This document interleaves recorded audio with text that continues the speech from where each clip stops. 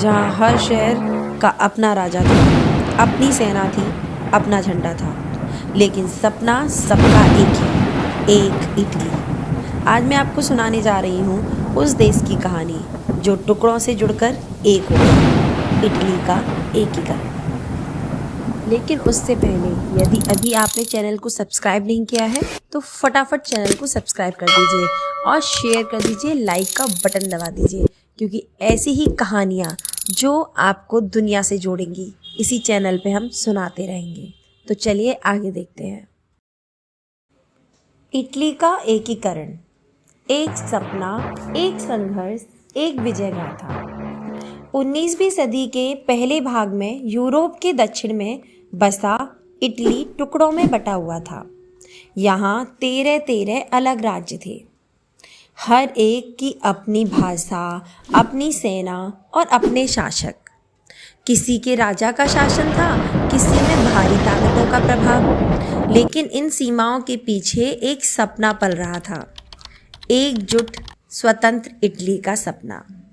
इस सपने को सबसे पहले शब्द दिए जोसेफ मैजिनी ने, एक ऐसा क्रांतिकारी जो पूरे इटली के युवाओं के दिलों की आवाज़ बन गया।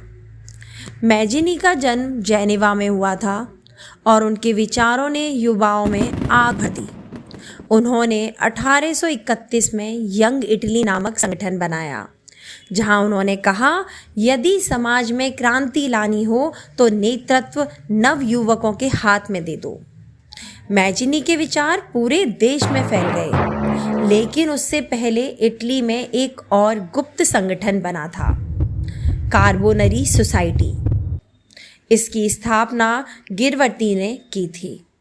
यह संगठन भी इटली की आज़ाद और एकजुट देखने का सपना देख रहा था, लेकिन रास्ते में सबसे बड़ी बाधा थी ऑस्ट्रिया, जो इटली के कई हिस्सों पर शासन कर रहा था। तभी आगे आई सार्डिनिया पीडमोंट राज्य के राजा विक्टर इमैनुअल, जिन्होंने इस एकता आंदोलन की अगुवाई की। उनके साथ 3 महान नायक थे, मैजिनी, काउंट कापूर और गैरीबाल्डी। काउंट कापूर, जो सार्डिनिया के प्रधानमंत्री थे, एक कुशल कूटनीतिज्ञ थे। उन्होंने इटली की समस्या को अंतर्राष्ट्रीय मुद्दा बना दिया और फ्रांस जैसी शक्तियों से समर्थन प्राप्त किया। उन्हें इटली के एकीकरण का मस्तिष्क कहा गया। दूसरी ओर गैरीबाल्डी मैदान में तलवार लेकर उतरे। उन्होंने दक्षिण इटली में विजय की लहर फहराई। उनके साहस, समर्पण के कारण उन्हें इटली के एकीकरण की तलवार कहा गया।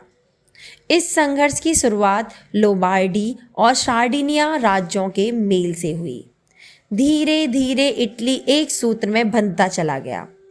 2 अप्रैल 1860 को इटली राष्ट्र के जन्म की घोषणा हुई और आखिरकार 1871 में रोम को संयुक्त इटली की राजधानी घोषित किया गया।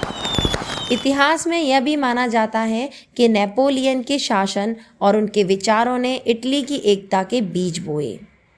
आप अगर नेपोलियन के बारे में जानना चाहते हैं तो इससे पहले जो मैंने वीडियो बनाई थी फ्रांस को लेकर, फ्रेंच रिवॉल्यूशन, आप उसमें नेपोलियन का पूरा डिस्क्रिप्शंस देख सकते हैं। अच्छे से एक्सप्लेन किया गया है, पढ़ सकते हैं, आपको समझ आएगा। नेपोलियन के शासक और उनके विचारों ने इटली की एकता के बीज बोए थे, ये हम जान चुके हैं। इसीलिए उन्हीं को इटली की एकता का जन्मदाता भी कहा गया।